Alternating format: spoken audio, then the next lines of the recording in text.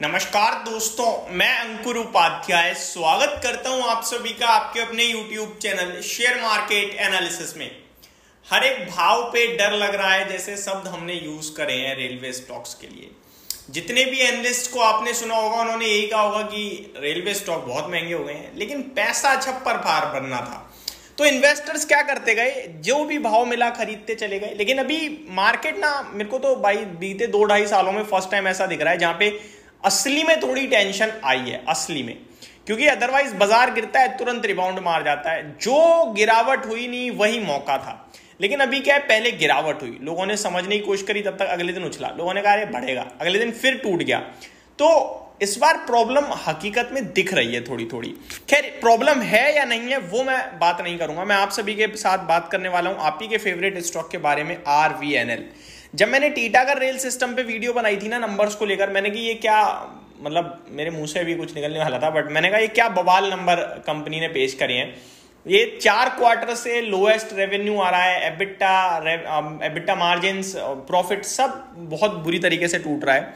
Order book में still कोई दिक्कत नहीं है, कोई कमी नहीं है, फिर भी इतनी बुरी हालत हुई पड़ी है तो कुछ तो दिक्कत है। स्टॉक का भाव कितना था, 1800 रुपये, अभी कहां पे पहुंच गया, 1350 रुपये। टीटागढ़ रेल सिस्टम कितनी गिरावट हो गई है दोस्तों, वन साइडेड 25% पैसा साफ हो गया, इन्वेस्टर्स का पता भी नहीं लगा, 30% चला गया इनफैक्ट।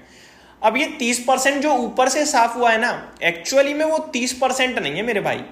इस स्टॉक को 1800 रुपए पे अनाप शनाप लोगों ने बड़े लेवल पे खरीदा पड़ा है। मैं इसलिए कह रहा हूं क्योंकि ये स्टॉक चला ही ऐसे था। पूरे रेलवे की अगर सबसे बड़ी तेजी हुई थी तो इसी स्टॉक ने शुरुआत करी थी, जो 100-150 रुपए से 2000 रुपए तक गया, 1900 रुपए के करीब का हाई है स्टॉक का।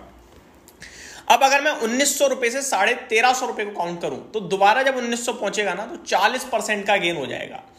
अब सवाल ये उठता है क्या ये चलेगा या और गिरेगा। तो देखो टेक्निकली स्टिल मेरे को इसमें दिखती है दम। ये स्टॉक मैक्सिमम लेवल पे मैंने पहले भी कहा था 1200 रुपए, 1100, 1150 से 1200 तक जा सकता है, उसके नीचे मेरे को अभी नहीं दिखता है। 60 के पीई पे आ चुका है, 80 का पीई था 2 हफ्ते पहले जब नंबर्स आए, उसके बाद ये गिरावट आई।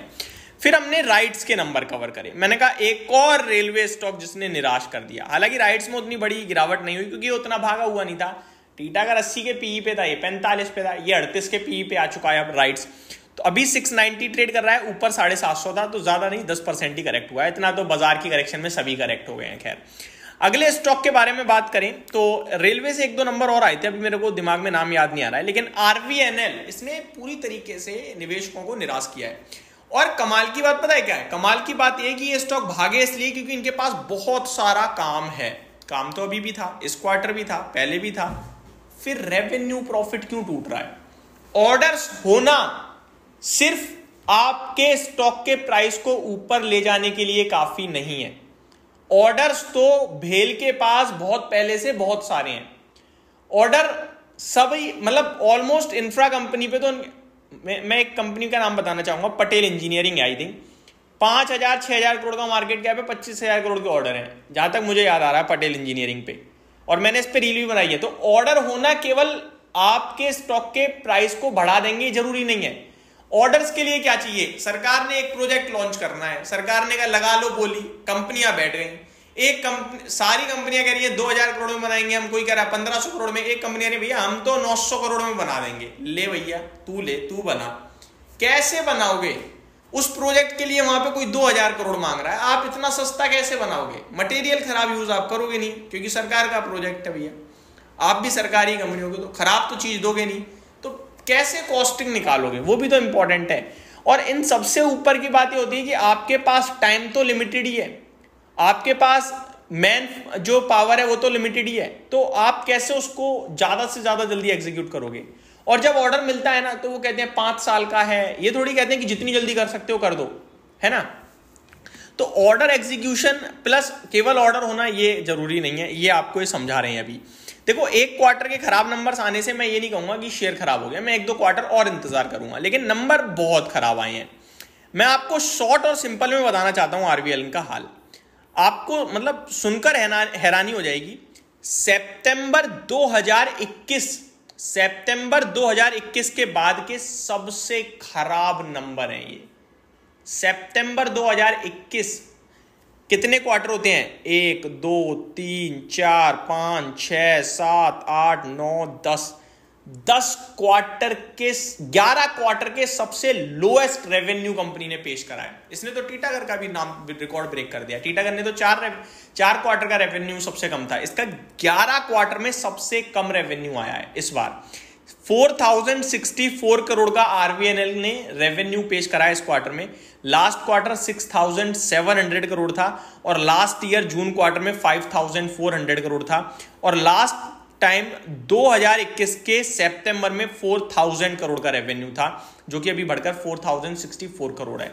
तो ये आपको क्लियरली दर्शा रहा है कि कितनी खराब परफॉर्मेंस है।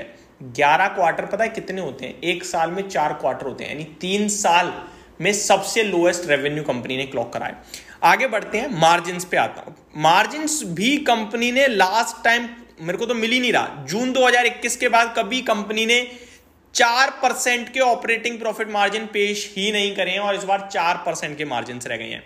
कामकाजी मुनाफा 176 करोड़ का पेश करा है, जो कि मेरे को पता नहीं लास्ट टाइम कब करा था, बीते 12 क्वार्टर में तो नहीं है। 3 साल के लोएस्ट ऑपरेटिंग प्रॉफिट पे है, लोएस्ट मार्जिन पे है, लोएस्ट रेवेन्यू पे है। अब आ जाता हूं मेन मुनाफे पे, net profit. Net profit 218 crore का आया है, जो कि लास्ट अगर मैं देखूंगा तो वो 2021 के जून क्वार्टर में था, यानी 3 साल पहले वाले क्वार्टर में था। तो lowest profit, lowest revenue, lowest margin, lowest operating profit, lowest sales, सब कुछ लोएस्ट ही आ रहा है बीते 3 साल में। तो ये बहुत ही खराब नंबर है एक तरीके से, और जिस हिसाब से ये स्टॉक्स भागे हैं, अगर इनमें प्रदर्शन रहा, वो तो सरकारी कंपनियां और सरकार को स्टेक कम करना होगा तो शायद उतनी दिक्कत ना आए, अदरवाइज ये स्टॉक नीचे जाने के लिए पूरी तरीके से तैयार है। तो ये मेरी तरफ से अपडेट थी। देखो स्टॉक ऊपर जाए ना जाए वो मेरे को नहीं पता, लेकिन आप खुद चेक कर लो, 3 साल के लोएस्ट रेवेन्यू पे है, लोएस्ट एबिटा पे है, लोएस्ट ऑपरेटिंग प्रॉफिट मार्जिन पे है और लोएस्ट प्रॉफिट पे है। क्वार्टर ऑन क्वार्टर बेसिस पे चेक कर लेना। ये मेरी तरफ से एक अपडेट थी। Thank you so much for watching this video. Have a great day.